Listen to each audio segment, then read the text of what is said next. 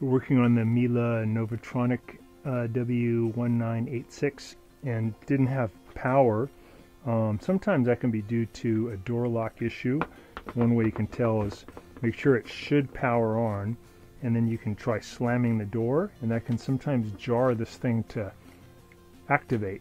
Another thing to check is make sure that these are in the right position. If you have one of these power sniffers, it's good. So this tells me I can hear power, and if I turn this off, power doesn't flow. So it could be just the switch needs to be turned on,